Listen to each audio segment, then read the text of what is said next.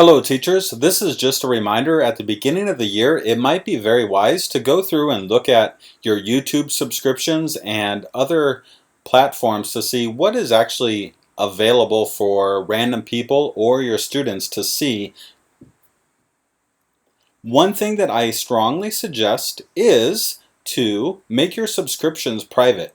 Now, you may be very comfortable with the things that you subscribe to. However, we all know that even responsible publishers will sometimes put a screenshot as kind of clickbait that may be kind of provocative or misleading, or something that may possibly send the wrong image to some of your students. So what I would suggest doing is going up to your profile. It may be a little bit different depending on what region you're in or whether you're using a school account or a personal account, but whatever account you're using in front of your classroom for sure, as well as what your students may be able to find outside of school, you will want to go to your profile, and usually somewhere up there you will find the settings bar.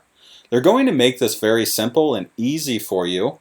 I suggest going to privacy and just taking a quick look and seeing what can people see. Can your students see what YouTube videos you're liking? I would suggest that you keep that private. Regardless of what you're looking at, politics, etc., all of those things can send a message to your students that you may or may not want.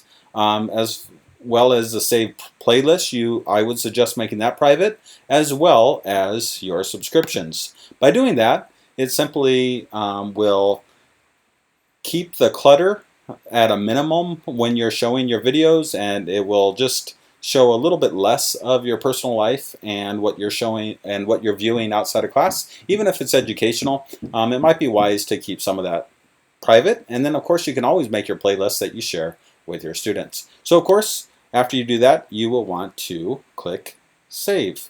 And with that said, you might also want to look at your activity feed. There are some privacy settings there that may be helpful for what you want to show on your large screen in your classroom.